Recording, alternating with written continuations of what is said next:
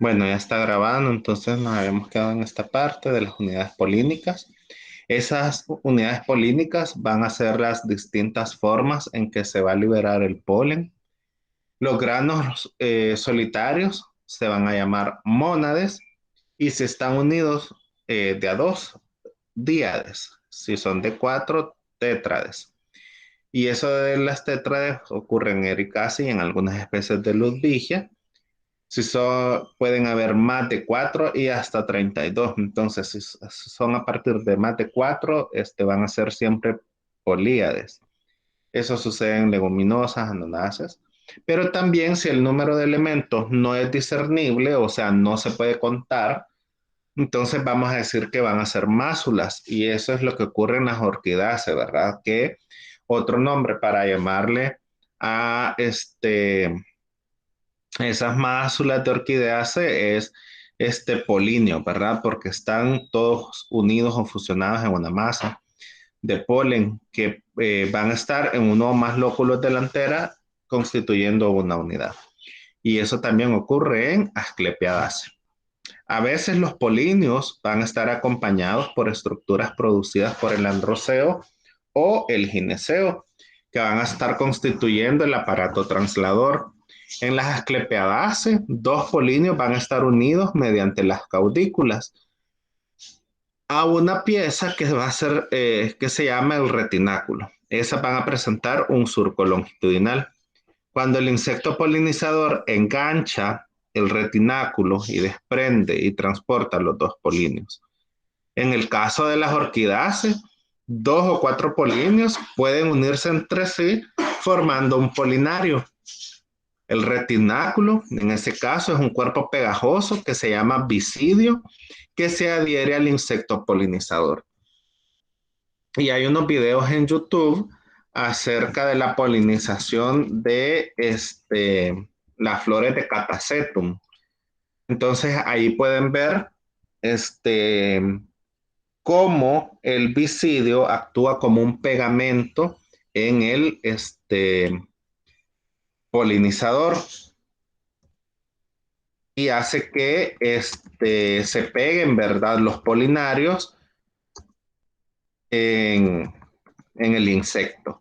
Y ahí pueden durar un montón de tiempo hasta que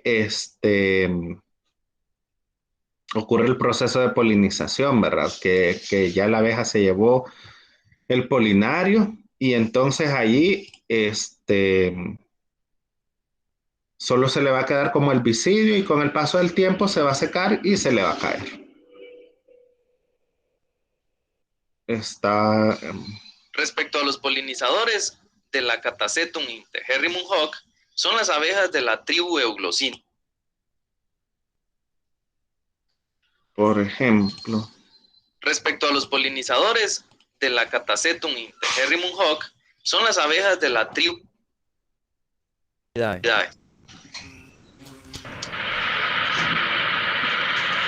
Vale, entonces los. Difícil escapar de los sustos, ¿eh?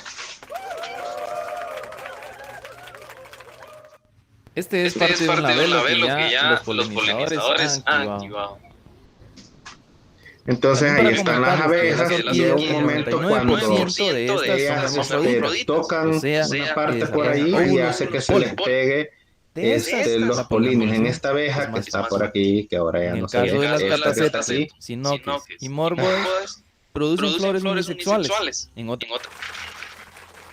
Estas catasetum Miren, poseen esta un abeja ya tiene el polinio un pegado sistema aquí. Entonces, tipo trampa esa que peguita se con la que se ve activa que está cuando las levantado el orquídeas polinio ponen ciertas es la parte flores. del Como pueden del observar, bisidio. Y deja esas dos pegados son en la másulas, espalda o del sea, son los polinizador los polinios. polinios que contienen el polen. Eso La sucede, probabilidad ¿verdad? de que se Por dé ejemplo, la en polinización orquidácea y en no es al asclepiadácea. 100%, porque La diferencia es ustedes que en están observando asclepiadácea la flores mayoría masculinas. de ellas son polinizadas por mariposas más que todo, no por abejas. Y porque la estructura también de la flor de las asclepiadáceas es bien diferente a orquidácea, ¿verdad? No tiene como tanta abertura para poder permitir el ingreso de abejas.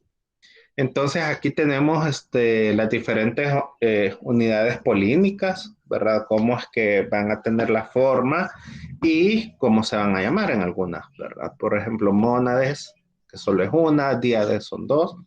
Las tétrades, que pueden ser tetragonales en forma de T o romboidales. También van a haber lineales, decusadas y las que van a ser como ya tetraédricas. Las políades y las másulas, que en el caso de las másulas es cuando estamos hablando de los polinios de Asclepiadaceae y de Orchidaceae, ¿verdad? Este va a ser el retináculo. Estos polinios van a estar sujetos por las caudículas. Y aquí es donde se va a encontrar el bisidio, ¿verdad? Que es el que se le va a pegar a los polinizadores.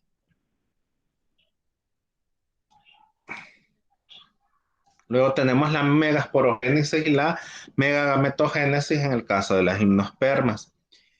En las inflorescencias femeninas de Pinus, los conos o piñas, ¿verdad? Esas son las inflorescencias femeninas, son de mayor tamaño y mucho más complejas que las inflorescencias masculinas. Por eso los pinos, y bueno, todos los miembros de la familia Pinaceae en todo caso, van a producir dos tipos de estróbilos. Los estróbilos masculinos, que solo van a tener en ellos los estambres, ¿verdad? Que van a liberar los granos de polen por la polinización por el viento, y los conos femeninos, que es donde se van a encontrar las estructuras femeninas, o sea, el respectivo estigma con su estilo y con su ovario. Entonces, en la megasporogénesis en Pinus, en cada megasporangio se va a diferenciar una sola célula madre de las megasporas o del megasporocito. Después de la polinización del megasporocito se va a dividir por meiosis, formando una tétrade lineal de megasporas. Las tres orientadas hacia el micrópilo van a abortar y solo la que está ubicada más profundamente va a ser funcional. Ahí en esos cortes, ¿verdad? Observamos la inflorescencia femenina de Pinus. En la primera del lado izquierdo es el corte longitudinal del cono femenino. Ahí vamos a ver primero al centro el eje de la inflorescencia, la bráctea que va a estar sosteniendo el carpelo y adentro de ese carpelo el óvulo. En la imagen del centro vamos a tener el corte longitudinal de un óvulo. Entonces allí vamos a tener el tegumento que va a estar recubriendo a ese óvulo, el micrópilo que va a ser el lugar por donde tiene que llegar el polen, ¿verdad? Para llegar a polinizar. La nucela, que va a ser un tejido nutricio que va a tener el megasporocito, ese megasporocito que se va a convertir, ¿verdad? Luego en la semilla. Y la otra es la de la derecha, es la megaespora funcional, donde veíamos que van a ver que ese megasporocito, ¿verdad? Va a tener tres que van a estar orientadas hacia el micrópilo y que se van a abortar. Y la última, que es la que va a estar como más adentro, por así decirlo, o más profunda, que es la única que va a quedar funcional, o sea, la que sí va a poder llegar a ser polinizada y convertirse en semilla. Luego tenemos la megagametogénesis en pinos. La megaspora funcional se va a dividir por mitosis muchas veces, iniciando la formación del gametofito femenino. Inicialmente hay una etapa de divisiones nucleares libres sin formar paredes celulares hasta constituir un cenocito con unos 2000 núcleos. Ese cenocito lo pueden ver en la imagen de la izquierda, perdón, que es un corte transversal, perdón, longitudinal, ¿verdad? Del gametofito femenino en formación. Entonces, en ese estado pasa el invierno en estado de cenocito y en la primavera del siguiente año se reanuda el crecimiento. Entonces va a comenzar la formación de las paredes entre los núcleos del cenocito, constituyendo de esa forma el endospermo primario o prótalo o lo que se conoce como el gametofito femenino como tal. Todo esto que ustedes ven acá en esta imagen de la derecha ya está conformando el tegumento que va a estar protegiendo a esa semilla, ¿ya? Una vez que se termina la formación de las paredes celulares en en las paredes celulares, en el prótalo se van a formar de 2 a 3 arquegonios hacia el extremo micropilar. Y cada arquegonio va a estar formado por una ovocélula o un gameto femenino voluminoso, que va a estar por encima del cual van a estar las células del canal del cuello y una célula del canal del vientre que va a estar ubicada en el centro. El gametofito femenino maduro va a ser el prótalo con sus respectivos arquegonios. Ahí tenemos cortes longitudinales de los óvulos. Ahí tenemos el gametofito maduro, ¿verdad? Con su respectivo tegumento, la nucela y los arquegonios. Entonces, hasta que ya está, ¿verdad? Ese óvulo con sus respectivos arquegonios, entonces podemos decir que es un gametofito femenino maduro. En la imagen de la derecha es un detalle de los arquegonios. Ahí tenemos el prótalo, ¿verdad? Tenemos que esto es prótalo y esto otro es prótalo. Esto es el gametofito femenino y este es el cuello del arquegonio, que son los que van a estar acá. Luego tenemos la megasporogénesis y la megagametogénesis en las angiospermas. En las angiospermas, la parte femenina del proceso reproductivo sexual va a tener lugar en los óvulos. Cada óvulo va a estar inervado por un haz vascular que va a atravesar el funículo y va a llegar hasta la cálasa o calasa, como le quieran llamar. Cualquiera de los dos para mí está bien. En los óvulos que son de tipo anátropos va a recorrer todo el rafe. Que lo vamos a encontrar en el caso de algunas euforbiáceas. Y en raras oportunidades, el haz vascular se va a ramificar e inervar parcial o totalmente los tegumentos. Eso ocurre en los óvulos de algunas anonaceae, euforbiaceae y en una planta que se llama irupe. En la nucela del óvulo va a ser el megasporangio. En la nucela se va a diferenciar una célula madre de las megasporas o del megasporocito. En los óvulos de los tenuinucleados, la célula va a estar en posición subsuperficial y eso va a ser debajo de la epidermis. En el caso de los óvulos que son crasinucleados, se van a diferenciar profundamente en la nucela, ese megasporocito.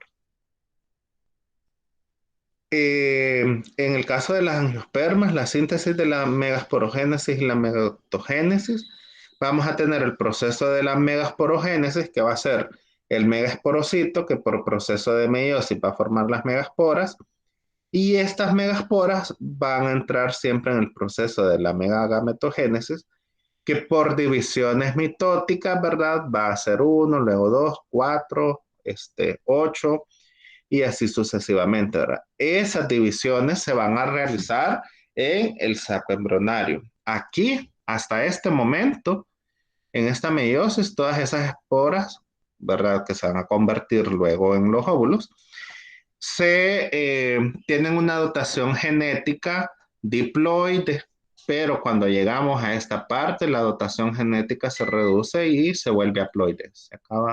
Acaban de cortar la energía eléctrica aquí en la casa. Entonces esos óvulos después, ¿verdad? Van a llegar al saco embrionario. Varias de estos núcleos se van a convertir en el aparato filiar, que van a estar compuestas por las sinérgidas, que casi siempre van a estar en el ápice de ese saco embrionario. Y luego vamos a tener las antípodas que van a estar como en la parte más alejada de ese saco embrionario, en la parte más adentro. Y justo en medio vamos a tener los núcleos polares y la respectiva oosfera, porque acuérdense que por óvulo solo se va a formar una semilla. El megasporocito se va a dividir por meiosis, formando 4 megasporas haploides que se disponen en una tétrada lineal. Comúnmente las 3 van a estar ubicadas hacia el micrópilo, van a degenerar y la más interna va a originar el saco embrionario o el gametofito femenino. Y a menudo se va a formar una pared de calosa durante el proceso de la meiosis. esa calosa va a aislar la megaespora que va a sobrevivir. Y bueno, en el caso de los sacos que sean tetraspóricos no se va a formar calosa, pero eso no le pongan en mente. En la megagametogénesis de angiospermas, para formar el saco embrionario o el gametofito femenino, la megaespora va a sufrir 3 mitosis sucesivas. Allí se van a formar 8 núcleos que se van a distribuir en 7 células. 2 grupos de 3 células se van a ubicar cada uno en un polo, rodeados por la pared celular, van a ser las sinérgidas. Y el grupo que se ubica en el polo micropilar va a constituir el aparato ovular, que va a ser una ovocélula o gameto femenino o ovófera y 2 sinérgidas laterales. Las sinérgidas van a ser las células más llamativas por el tipo de organización que estas poseen. Van a ser células de transferencia que van a presentar en el ápice el aparato filar. Una pared, van a tener también una pared con una serie de protuberancias internas que va a tener una apariencia fibrosa, que va a estar formada por hidratos de carbono, hemicelulosa y pectina principalmente. La función de esas células sinérgidas va a ser la de atraer y recibir al tubo polínico y también va a estar involucrada a menudo en absorber nutrientes de la nucela y en hacerlo llegar a la ovocélula. Y en algunos casos incluso se van a formar ciertos tubos austoriales. La pared que va a separar a la ovosfera a menudo suele ser incompleta hacia el polo calasal y a menudo solo va a haber un plasmalema. El grupo que se ubica hacia el polo calasal del saco embrionario va a constituir las antípodas, que esas aparentemente van a participar en la nutrición del saco embrionario, porque acuérdense que se van a terminar degenerando. Y en ciertas especies, esas células de las antípodas suelen ser austoriales. En las gramíneas habitualmente se encuentran varias antípodas, por ejemplo, en la especie Sasa paniculata, que es un tipo de bambú, hay unas 300 antípodas en cada saco. Los 2 núcleos restantes, que son denominados las células polares, se ubican en el medio de la célula y frecuentemente se fusionan antes de la penetración del tubo polínico, constituyendo un núcleo secundario con una dotación genética diploide. Tipos de sacos embrionarios. Van a haber varios tipos de sacos embrionarios. Esto va a ser según el número de macroesporas que intervienen en su formación y el número de divisiones mitóticas que se producen. El tipo más común, que es aproximadamente el 80% de las plantas conocidas, o de los casos conocidos más bien dicho, van a ser monospóricos, o sea que solo van a derivar de una macroespora. Ese es el tipo fundamental llamado tipo Polygonum, porque se descubrió precisamente en ese género. Una variante va a ser el saco monospórico tipo Onotera, porque ahí la macroespora va a sufrir solo 2 divisiones, dando 4 células. 3 se van a formar el aparato ovular, que van a ser la ovosfera y las 2 sinérgidas. Y la cuarta va a ser la célula del medio, que en este caso va a ser haploide. Luego tenemos los sacos bispóricos. Estos van a intervenir 2 macroesporas en su formación. Esto es lo que sucede en cebolla y en ajo. Cada macroespora va a sufrir 2 mitosis y los 8 núcleos resultantes se van a ubicar igual que en el caso de Polygonum, o sea, 2 a los lados, 1 al centro, los otros 3 abajo en las antípodas y los 2 en medio de todo el saco. Luego tenemos los sacos tetraspóricos. Estos van a participar las 4 megasporas en formación del saco embrionario. Ese es el tipo adoxa. Ahí cada megaspora se va a dividir una vez y los 8 núcleos se van a acomodar como en Polygonum. En el saco tetraspórico tipo fritillaria, que fritillaria es una monocotiledonia, van a haber 3 megasporas que se van a fusionar formando un núcleo triploide. Las células van a sufrir 2 divisiones y se van a formar 8 núcleos. 4 que van a ser haploides y 4 que van a ser triploides. Las células del aparato ovular y un núcleo polar van a ser haploides. Las antípodas y un núcleo polar van a ser triploides. Y el núcleo secundario de la célula del medio va a ser tetraploide. El género Lilium también va a presentar ese tipo de saco embrionario. Es importante señalar que no es raro hallar más de un tipo de saco embrionario en una especie o incluso en el mismo individuo. Por ejemplo, de los permas, que es de la familia Isocea, se hallaron 5 tipos diferentes de sacos embrionarios. En el caso del saco embrionario de plumbago, no hay sinérgidas y la ovocélula va a presentar un aparato filar en el polo micropilar. Aquí están los diferentes tipos de sacos embrionarios, tanto en la megasporogénesis como en la megagametogénesis, en diferentes géneros, como hemos visto ahorita, monospóricos, como en el caso de Polygonum y Onotera, bispóricos, como en el caso de Allium, y tetraspóricos, como en el caso de Fritillaria y Adoxa. Por este día nos vamos a quedar hasta aquí. Les comparto luego la presentación y acuérdense de realizar su tarea. Nos vemos entonces mañana. Adiós. Mañana. Adiós, Oli. Adiós.